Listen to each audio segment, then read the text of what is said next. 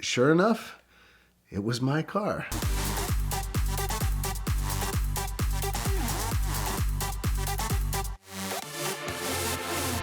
The first Lamborghini I bought was a green 610 4 Coupe. Loved the car. Excited to get into a Lamborghini. It was my first, really my first jump into a Lamborghini. I'd bought a McLaren before and thought, well, Lamborghini was a more solid car, but it was a little bit numb. It had the noise, had some speed to it, but it was a little numb. So I tried some different models of the Huracan. I ended up going to the rear-wheel drive, which I liked a lot better. It was a much more lively car. It was almost too much torque pull in the 610. They just didn't really have that right, I don't think. It never really felt right to me on the highway. I drive the crap out of my cars, so I need the sportiness.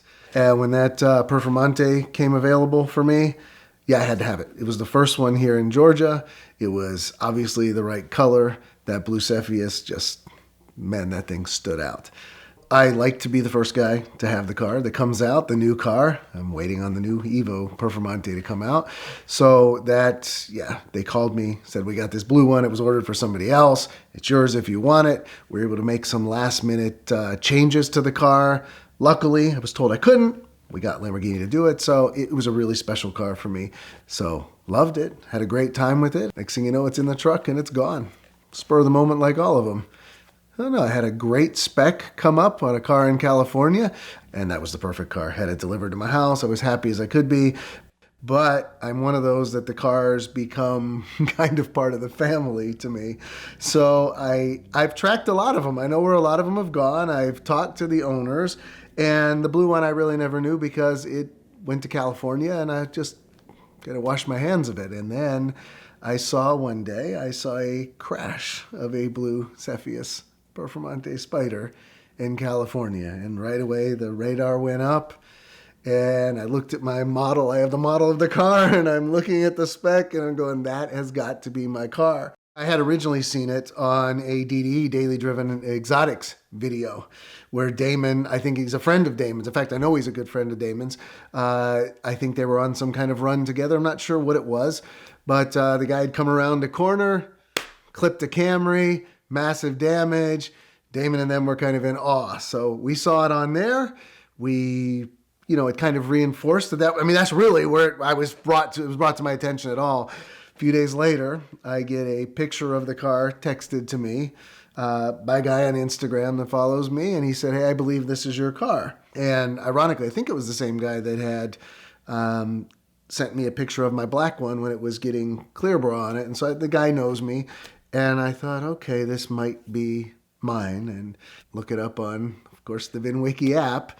And sure enough, it was my car. So heartbreaking to watch. Did some videos about it. I've been in touch with the owner, actually, of the car, a guy named David.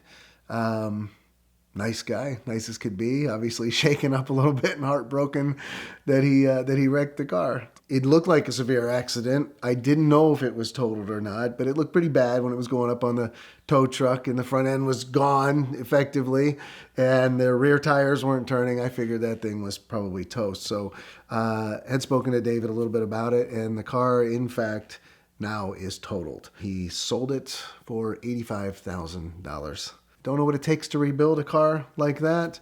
Certainly seemed like a good value, but a heck of a lot of money and time to build something like that.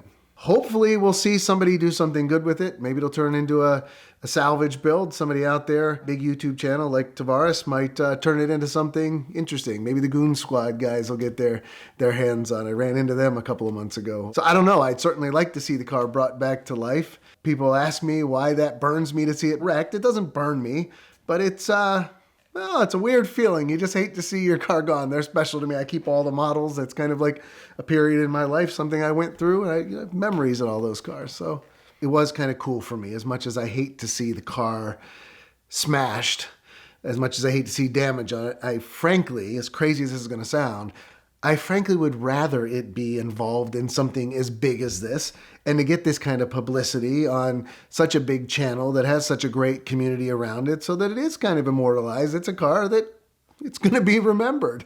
That may be a really crazy way of thinking, but it's it's cool. At least it got some recognition. That's what's really cool about the VINwiki app, because a guy like me who likes to track his cars, it's so easy to just plug it in. It took us 2 minutes, literally 2 minutes, to verify that that was my car. So, you know, when you've had a lot of cars and they do become kind of attached to them, you could jump right on the app. And I never really imagined it would grow into that kind of tool for me. But it's neat. It's something that I use to be able to watch what's happened to my cars, keep an eye on them, and who knows, I'm a guy that has bought cars a second time, and maybe I'll use it one day to find one and buy it back.